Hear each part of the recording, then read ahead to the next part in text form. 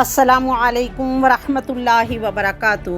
الحمدللہ رب العالمین والصلاة والسلام علی اشرف الانبیاء والمرسلین، اما بعد فاعوذ باللہ من الشیطان الرجیم، بسم اللہ الرحمن الرحیم۔ وَإِذْ قَالَ إِبْرَاهِيمُ رَبِّ اجْعَلْ هَذَا بَلَدًا آمِنًا وَارْزُقْ أَهْلَهُ مِنَ الثَّمَرَاتِ مَنْ آمَنَ مِنْهُمْ بِاللَّهِ وَالْيَوْمِ الْآخِرِ۔ یہ بات درست ہے کہ بانی مملکت شاہ عبدالعزیز رحمۃ اللہ علیہ نے 23 ستمبر سن 1932 میں سعودی عرب کے باقاعدہ قیام کا اعلان کیا، قبائلی نظام کی جگہ اسلامی اور قومی نظام کی بنیاد ڈالی۔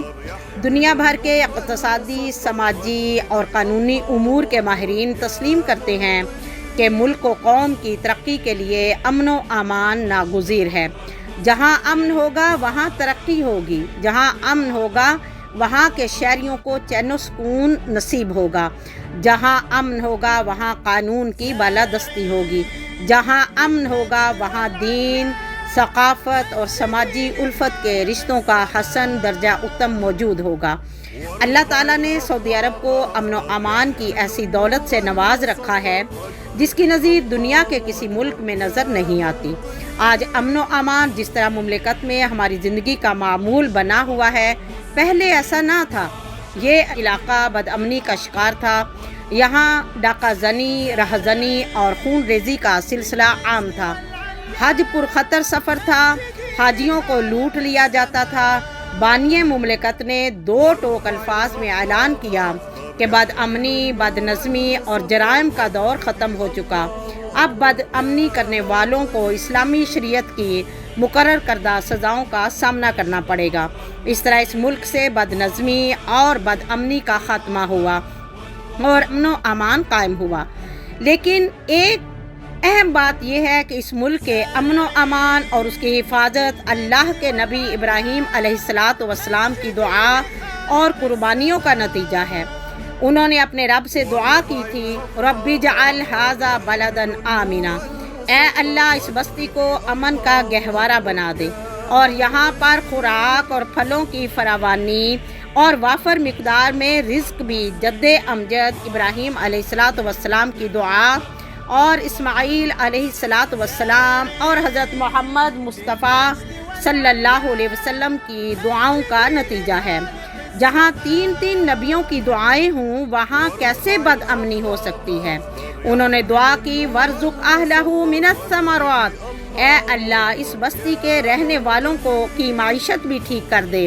تو اللہ تعالیٰ نے ابراہیم علیہ السلام کی دعا کو قبولیت بخشی اور اللہ تعالیٰ نے اس ملک پر اپنی خاص رحمت نازل فرمائی، ان کو امن اور سکون مہیا کیا اور ان کے رزق میں برکت عطا فرمائی۔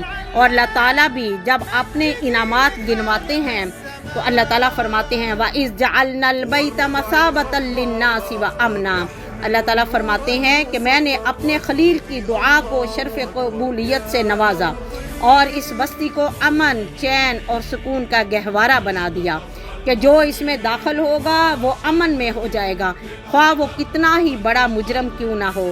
اس بستی مکہ یعنی بیت اللہ کو یہ اعزاز اس معمار اول ابراہیم خلیل الرحمن کے شرف کی وجہ سے حاصل ہوا ہے۔ اس شہر مکہ کو اللہ تعالیٰ نے اسی دن حرمت والا بنا دیا تھا جس دن اس نے آسمان اور زمین کو پیدا فرمایا تھا، لہٰذا اللہ کے حرم قرار دینے کی وجہ سے قیامت کے دن تک یہ شہر حرمت والا ہوگا، حتیٰ کہ اس میں دجال بھی داخل نہ ہو سکے گا جو کہ دنیا کے کونے کونے میں گھوم سکے گا لیکن مکہ اور مدینہ میں داخل ہونے کی جرأت نہ کر سکے گا۔ اللہ تعالیٰ نے اپنے گھر کی حفاظت کا ذمہ خود لے رکھا ہے، ہاتھی والوں سے حفاظت فرمائی اور ان کو تباہ و برباد کر دیا۔ یہ امن و امان کا گہوارہ پوری امت مسلمہ کے لیے امن کا گہوارہ ہے۔ اللہ تعالیٰ اس امن اور سکون کو ہمیشہ سلامت رکھے، آمین۔ اللہ تعالیٰ ہمارے ملک پاکستان کے اندر بھی امن و امان، سکون پیدا فرمائے اور اللہ تعالیٰ پاکستان کے کونے کونے کی حفاظت فرمائے اور پاکستان کے مشکل اور پریشانی اور ہر قسم کی وبا سے محفوظ فرمائے. اللہم آمنا اوطاننا. اللہم اعز الاسلام والمسلمین واذل الشرک والمشرکین ودمر اعداءک اعداء الدین واجعل هذا البلد آمنا مطمئنا وسائر بلاد المسلمین.